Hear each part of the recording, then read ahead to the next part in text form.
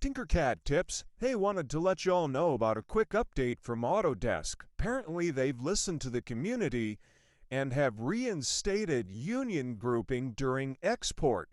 Now, what that means is for a lot of people, they would have shapes grouped together like this, or not grouped together, but placed next to one another, and they wouldn't select them all and do a grouping before they would export. They would just merely select them all like this and click export. So let me show you what happens with this. I'm going to go ahead and click STL, save file. Just going to let it grab a name here. Now if we come over here to that folder and we look at that, you can see that these now have been grouped together. There's our square, the cylinder, and the hole cut into it. So that's back to working like it had previously. However, I have noticed that there's still a little bit of an issue when we have objects that have been bundled together.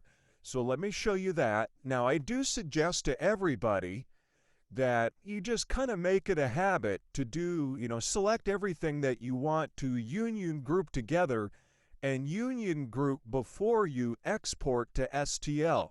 That way you know what it's going to look like when it becomes an STL. But let me show you my example here and I'll walk through these. So I have these objects here. I'm going to go ahead and select all of this and just do a quick duplicate. Drag these forward. All right, now I'm going to take these three over here and I'm going to simply move these in. Notice that these aren't bundled grouped in any way. They're not tied together or grouped. I'm going to go ahead and select them all. I'm going to do an export, STL. Click Save. I'm going to go ahead and overwrite that.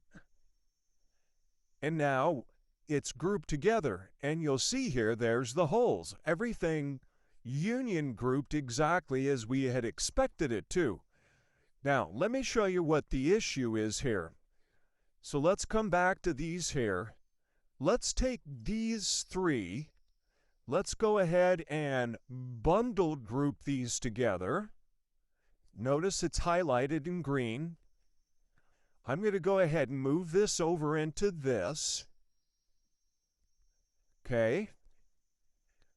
Now I'm going to go ahead and I'm going to select those. I'm not going to undo that bundle group. I'm going to go ahead and do export. Click STL. I'm going to click on Save File. Leave the name as it is. I'm going to overwrite. Now look at this. Neither one of those whole cylinders are in the model. It's just the two solids. Okay, let's come back to this and do it in a different way. I still have these three as a bundle group. I'm going to select them all. I'm going to do a union grouping. Notice what it did now. This whole cylinder didn't cut into this cylinder, but the part of this other whole cylinder that was beyond the bundle group did cut into this. Now if I select all of this and I export it,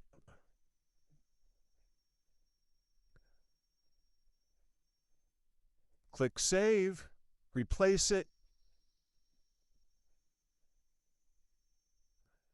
Now see what it did? Now I have that hole out here again.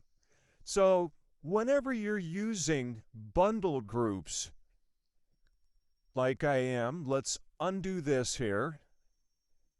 Let's get back to where we were. Whenever you're using bundle groups like this and moving it into another solid and then expecting to export it or union group it together, it's really the best idea if you want these whole cylinders cut in to click on that bundle group and then right here where it says bundle, change that to a union group or ungroup those, select all of it, and do a union group. It all depends on how you want those holes cut in. So I just want to point that out to everybody, that you have to be a little bit more aware of what's going on now that they've introduced the bundle grouping. So that's our quick TinkerCAD tip for the day. As always, like, follow, and repost. If you have any comments about this, please share your thoughts. I'm interested to know how you guys are using bundle and union grouping and what your thoughts are as far as automatically union grouping when you go to export as an STL. See you in the next one. Happy tinkering.